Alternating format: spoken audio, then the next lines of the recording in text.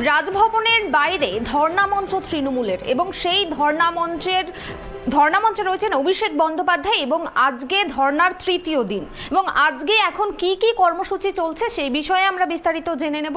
এই মুহূর্তে আমার সঙ্গে লাইভ জুড়ে আছেন ট্রাইব টিভির প্রতিনিধি গ্রাউন্ড জিরো থেকে দেবযানী, এই মুহূর্তে কি কি কর্মসূচি হচ্ছে সেখানে?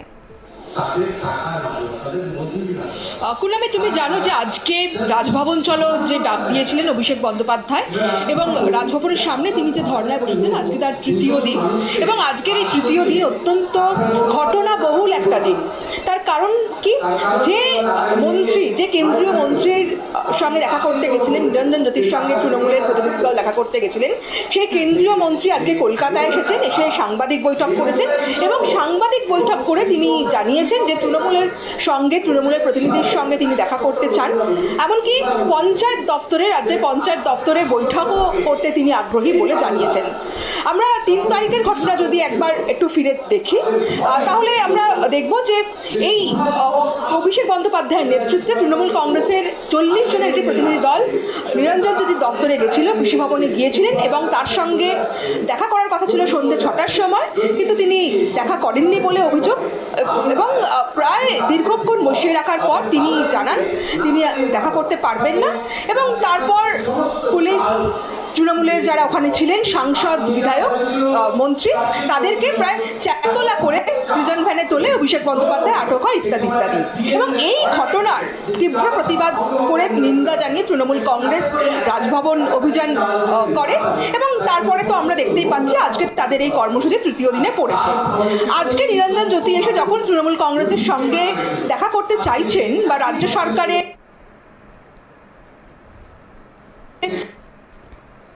নিয়ে দিয়েছেন যে তারা চাপে পড়ে আজকে কলকাতায় আসতে বাধ্য হয়েছেন তিনি, এবং তিনি এটাও বলেছেন যে রাজভবনে এসে তিনি তাদের সঙ্গে দেখা করুক, তারা কোনো রকম কোনো দ্বিধা না রেখে কেন্দ্রীয় মন্ত্রীর সঙ্গে রাজভবনে গিয়ে কথা বলবেন।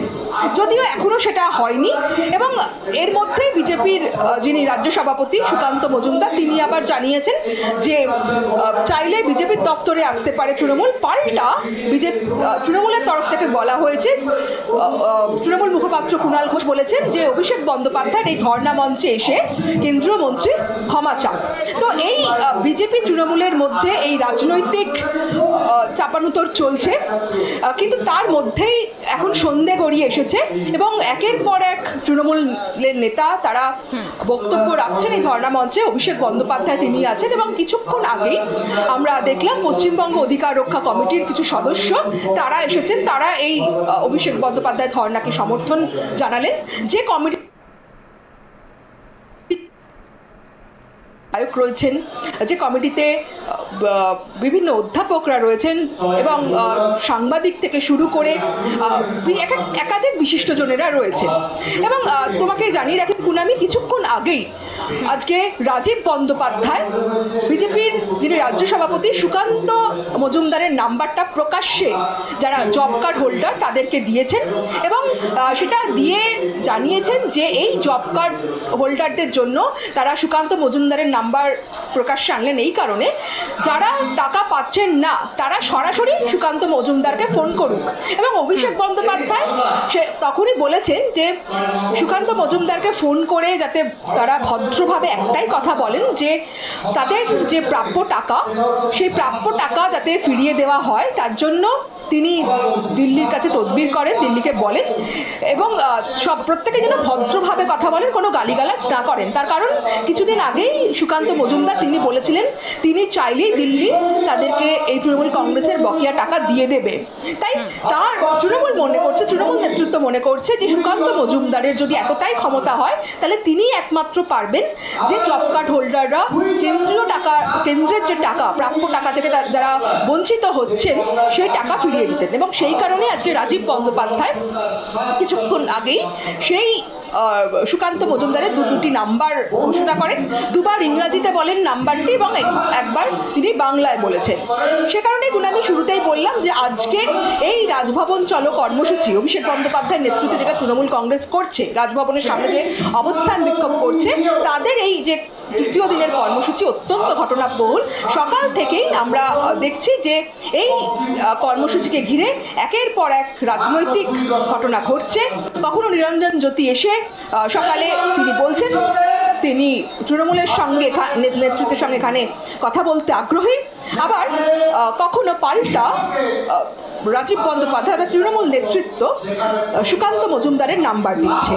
তবে রাজনৈতিক মহল যেটা মনে করছে যে আজকের এই তৃতীয় দিনে তৃণমূল কংগ্রেস কার্যত বিজেপির ওপরেই চাপ বাড়িয়ে রেখেছে। তারা অভিষেক বন্দ্যোপাধ্যায় এমনিতেই যে কর্মসূচি এখন নিয়েছেন, যে কর্মসূচি তার চলছে, সেটা এমনিতেই বিজেপির ওপর যথেষ্ট চাপ বাড়িয়েছে বলে তৃণমূল নেতৃত্ব দাবি করছে, এবং রাজনৈতিক মহলের একটা অংশ, বড় অংশ, তারাও মেনে নিচ্ছে যে এটা যথেষ্ট বিজেপির ওপর চাপ বাড়িয়েছে। সেই কারণেই কেন্দ্রীয় মন্ত্রীকে দিল্লি থেকে ছুটে আসতে হয়েছে। এবং এই মুহূর্তে রাজ্যপাল নেই। অভিষেক বন্দ্যোপাধ্যায় খুব স্পষ্ট করে জানিয়ে দিয়েছেন যে আজকে তৃণমূল কংগ্রেসের তরফ থেকে 3 জনের একটি প্রতিনিধি দল, তুমি জানো যে দার্জিলিংয়ে রাজ্যপালের সঙ্গে দেখা করতে গিয়েছেন। সেখানে কল্যাণ বন্দ্যোপাধ্যায়, প্রদীপ মজুমদার, মহুয়া মৈত্র রয়েছে। কিন্তু রাজ্যপাল যতক্ষণ না কলকাতা এসে এই ধর্ণা মঞ্চে এসে তাদের সঙ্গে দেখা করবেন, কথা বলবেন, ততক্ষণ তারা কিন্তু এই ধর্ণা থেকে সরবেন না। মানে যতক্ষণ না রাজ্যপাল কলকাতা এসে এই তাদের যে দাবি দাওয়াগুলো শুনছেন, ততক্ষণ তারা এই ধর্ণা থেকে সরবেন না, এটা খুব স্পষ্টভাবে জানিয়ে দিয়েছেন। তাই আজকের দিনভর এই যে গোটা দিন যে রাজনৈতিক কর্মসূচির মধ্যে দিয়ে তৃণমূল কংগ্রেস যাচ্ছে, সেটা রাজনৈতিক মহলের একটা বড় অংশ মনে করছে অনেকটাই সফল, এবং তাদের এই কর্মসূচি বিজেপির ওপরে যথেষ্ট চাপ বাড়িয়েছে। কুনাল।